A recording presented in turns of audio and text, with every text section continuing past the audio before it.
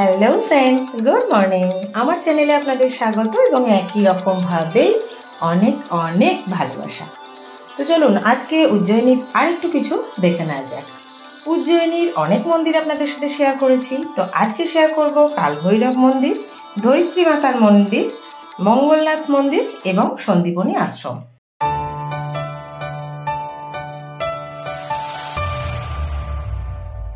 চলুন কালভৈরব মন্দিরে একটু পুজো দিয়ে আসি। তার আগে জেনে নিই কালভৈরব মন্দির সম্পর্কে। কালভৈরব মন্দির হলো ভারতের মধ্যপ্রদেশের উজ্জয়িনী শহরে অবস্থিত একটি হিন্দু মন্দির। এটি শহরের অভিভাবক দেবতা কালভৈরবকে উৎসর্গিত। শিপ্রা নদীর তীরে অবস্থিত এটি শহরের উচ্চতম সক্রিয় মন্দিরগুলির মধ্যে একটি, যেখানে প্রতিদিন শত শত ভক্ত আসেন।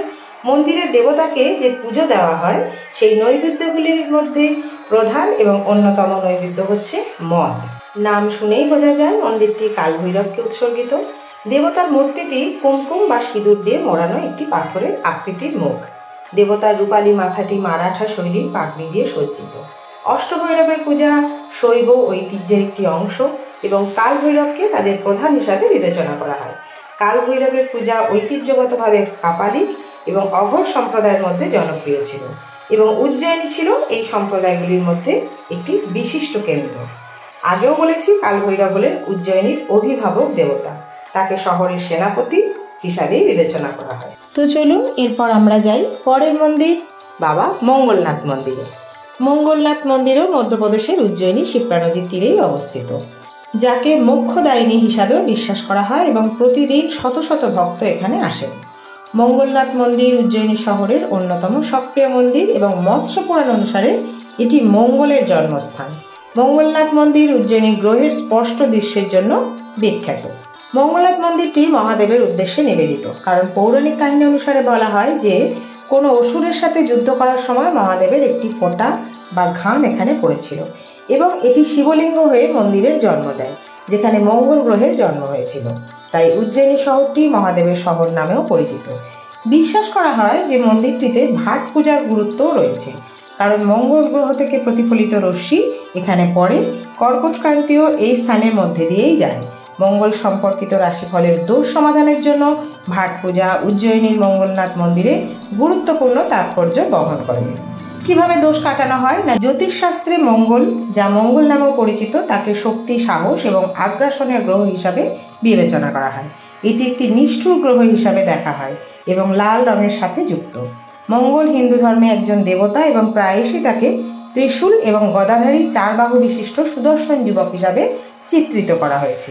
বিবাহের ক্ষেত্রে মঙ্গলের অবস্থানও গুরুত্বপূর্ণ বলে বিবেচনা করা হয়, কারণ এটি আবেগ, স্বামী এবং বৈবাহিক বন্ধনকে নির্দেশ করে। প্রথম, চতুর্থ, সপ্তম, অষ্টম অথবা 12তম স্থানে মঙ্গলের অবস্থান মাঙ্গলিক দোষের দিকে পরিচালিত করে বলে মনে করা হয়, যা বিবাহে বিলম্ব এবং বিবাহিত জীবনে অসন্তুষ্টির কারণ হতে পারে। যাদের মাঙ্গলিক কুণ্ডলী আছে তাদের বিয়ের আগে একটি নির্দিষ্ট মঙ্গল দোষ পূজা উজ্জয়িনী করার পরামর্শ দেওয়া হয়। তো বন্ধুরা চলুন এবারে আপনাদের সাথে আমি শেয়ার করি মাতা ভুবনেশ্বরী দেবীর মন্দির। ভুবনেশ্বরী শব্দটি ভুবন ঈশ্বরী শব্দের সংমিশ্রণ, যার অর্থ বিশ্বের দেবী বা মহাবিশ্বের রানী। ভুবনেশ্বরী একজন হিন্দু দেবী, যিনি শাক্ত ধর্মের 10 মহাবিদ্যা দেবীর মধ্যে চতুর্থ এবং মহাদেবীর সর্বোচ্চ দিকগুলির মধ্যে একটি। দেবী ভাগবত পুরাণে তাকে আদি পরাশক্তির রূপ হিসাবে চিহ্নিত করা হয়েছে।